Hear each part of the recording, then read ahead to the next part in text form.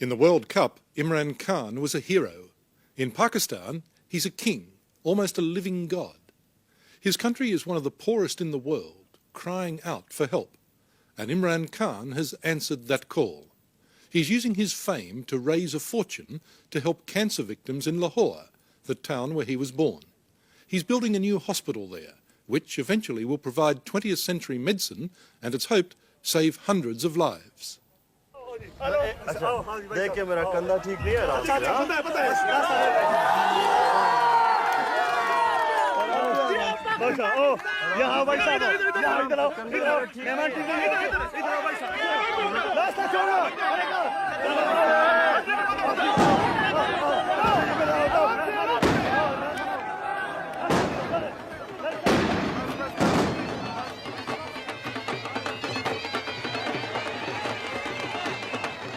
Back home with Imran Khan.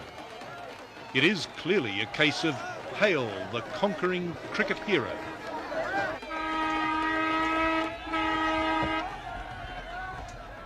Amazing, the World Cup fever. I can't believe it. It is absolutely amazing, it is. Pakistan is a country of 115 million people, and if they had their way, every one of them would touch him, thank him. So they've come through the back window now. Everywhere he goes, he's mobbed. And sometimes it can be downright dangerous. So dangerous that they need armed police to control the crowds. Chalo. Chalo. Imran, do you get worried sometimes that this could get out of hand? Not here so much. Chalo, chalo. They're fairly okay. In Punjab, it's much worse because they get out of control.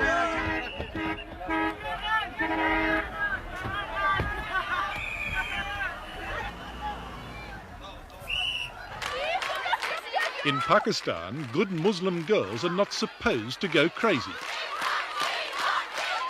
to carry on like Western teeny boppers at a rock concert.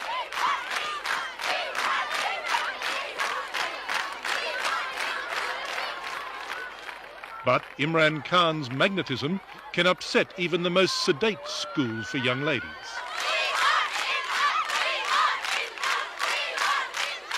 Hundreds of them are out there screaming, "We want Imran, we want Imran."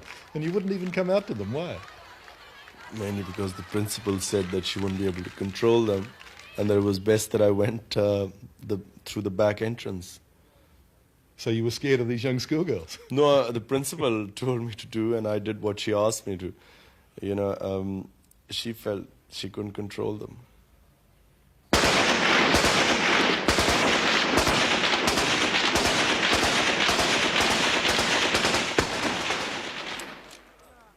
These are Imran Khan's people, the Pathan people, from the northwest frontier. Here in the Khyber Pass, these days the tribesmen use their firearms the way we use fireworks.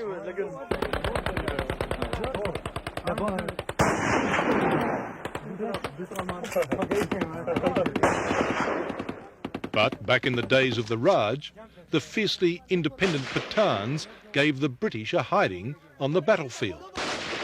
Their native son has followed tradition on the cricket field. You know, you won't soon we won't be able to move. What was this that you were showing me here? Excuse me, This is hashish. excuse me, ma'am. Hashish. Yes. Imran Khan has the freedom of this city, even here in a Peshawar bazaar where they trade in contraband. Smoke it. Is good quality? It's supposed to be pure. Well, I haven't tried it. हाँ ले लो ना जल्दी. किधर? चलो भाई, Wander with him for a while and you strike something even more incongruous. At this shooter's supermarket, they've been buying raffle tickets to support Imran's favourite charity. You see, these were the tickets sold for our school's campaign where we collected something like $1 million by selling those tickets. Oh, and so he bought a ticket. Yeah, he must have bought a 20-rupee ticket. So they asked him, did he buy it because it had you on it? He bought it. No, because he knew it was for the hospital. These tickets were sold to collect money for the hospital. This is a country that can do with every new hospital it can get.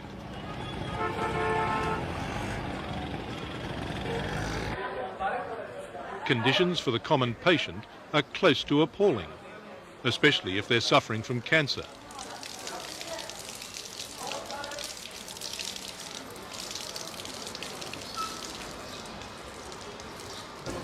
In most of the hospitals, the poor people suffer. You know, really, they don't have the money, they can't get rooms inside, they can't get medicine. What's your goal? Well, initially really to provide cancer care of top quality, and most importantly for the poor people here, free treatment. Imran wants more for his country than simply cricket supremacy. He's capitalising on his popularity, trying to raise $22 million for his own hospital, a project already underway and a project with which he's obsessed. Well, Richard, this is my vision. It's not just a hole in the ground, is it? Something I have worked for now 7 years, and finally seeing this, I cannot even express the amount of fulfillment, sense of achievement I felt whenever I walk in through that door.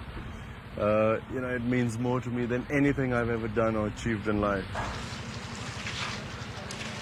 It should open next year and will be called the Shaukat Khanum Hospital, named after Imran's mother, who died from cancer. It was the most painful experience I've ever gone through, you know, watching her die and especially suffering. And when we knew she was going to die, the last 3 months in pain, you know, probably changed my whole course of life.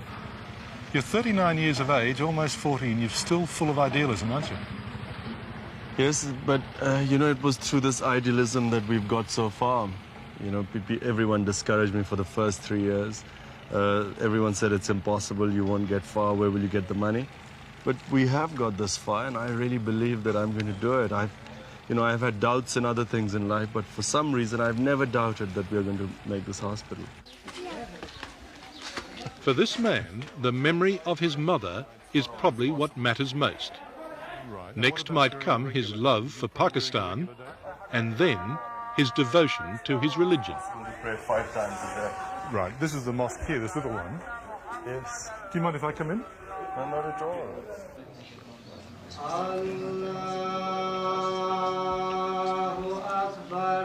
Just as Imran is an ambassador for his country, he's also an ambassador for Islam. Islam always gets the worst publicity in the West. You know, either you have veiled women, you have, you know, screaming fanatics, you have sort of terrorism, and that's how Islam comes out here. People have no idea. I mean, Islam, for me, is the easiest religion. People keep saying, is there a clash, you know, living your life in the West? There is no clash. But, you know, Islam is a very lenient religion. I see no problem in ever following my faith, wherever I am.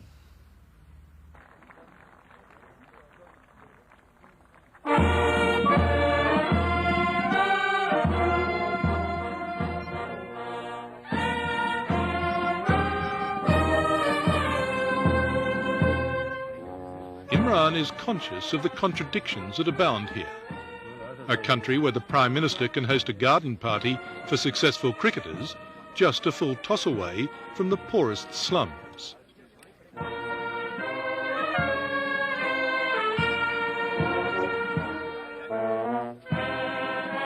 But the cream of society wants to share the victory, and every politician wants Imran on his side. So after this is Richard, who's come from Australia, 60 minutes. Prime Minister, a great pleasure to meet you. Welcome to Pakistan. Thank you very much indeed. Is it your first visit? Yeah, no, second. Are you proud of the young boy? Oh yes, they've done extremely well. If he was to go into politics, he'd be the right man to have on your team, would he? I offered him a long time ago, but he declined. I don't know why. Sensible. My offer is still valid. Well, you know, I really have thought about it, you know, because I was offered twice to come into politics. And really, it's something I know that, you know, one must know one's limitations. I know I'm not meant to be a politician. Do you care about the corruption that pervades the country here? Yes, of course, one cares. We try and everywhere you go, if you go to a dinner table, the main conversation, no matter where you go, is invariably comes on politics, the sort of what's wrong with the society. And yet people seem incapacitated to do anything. And that's why I say that I try and do what I can, and I realize my limitations. But do you need a revolution? Yeah, I think so. I think maybe a revolution is the answer, provided it's the right one. You don't feel the situation here is hopeless? Hopelessness is a sin in Islam. It's very specifically in Quran it states that for a Muslim to ever think of hopelessness as a sin, which I kept telling my team, by the way, during the World Cup and things were the worst, lowest ebb. Zamanpa ki kaun si team hai? Because of one man, cricket has become a second religion in Pakistan. This is where Imran played his first game. We had very high cricketing standards here. It's a classy concrete pitch in the Toffs end of town. But now kids are taking up the bat and ball all over the country. Cricket has become a passion in this country. In the past 6 or 7 years, one-day cricket has completely transformed the society. And while we were at this historic ground, I couldn't resist asking for one more favour. Come on, give me a catch on the next one so I've got something to take home. Okay.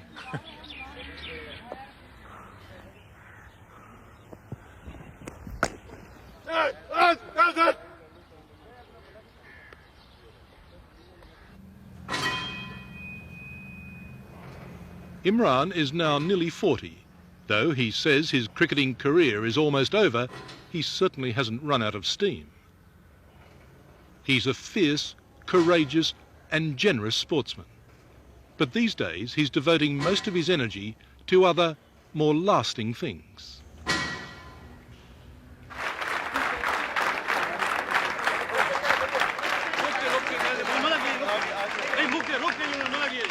Imran still has to raise millions to pay for the cancer hospital. So most evenings you can find him raking in the rupees from those willing to pay for the privilege of just being in the same room. Do you like Imran Khan? Yeah, who doesn't? Who doesn't? There are women all over the world that like him. Yeah, but I think they can see the person through the features, I think. Yeah, he's good looking, but I think basically he plays well and he's a nice guy. He's extremely nice, isn't he? Yeah. So when are you going to break a lot of hearts and get married? Well, let me just say one thing about marriage. I view marriage in a very straightforward manner. I think that it's a huge responsibility to have, and especially to have children, which is the main reason one must get married. And really, if one doesn't feel one can live up to that responsibility, one shouldn't go into it. Because, you stand to wreck other people's lives. And I've seen it happen. I mean, in cricket, it's a full time, you go all over the world traveling 4 months on a cricket tour. Then you again come back and go somewhere else. I mean, to do justice to a marriage the way a cricketer leads his life, I don't know, some players might have done it, but I've seen a lot of cricketers' marriages on the rocks. And I've always felt that I wouldn't have done it justice. He's an extremely good-looking man, isn't he? Yes, he is. Does everyone think that? Most of the girls do, I think. Do they? Is that Yeah. why there's so many young girls here tonight? Yes, I think so, but most of the girls have bought the ticket because they wanted to pay tribute to the national hero. To the national hero? Yeah. Not just the most eligible bachelor? No, not just that. And we pay lots of respects to him for what he did for Pakistan.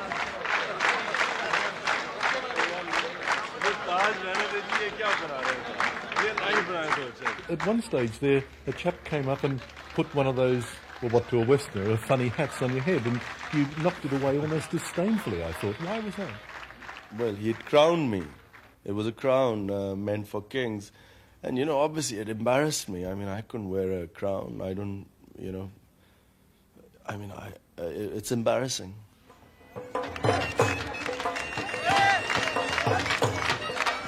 It might be embarrassing for Imran Khan, but that is the way that millions of Pakistanis feel. To them, he is their king of cricket. I don't consider myself a messiah, and I don't consider that I can solve people's problems. But I do feel that whatever I can do in the position I am, I must do that. And that's a big responsibility.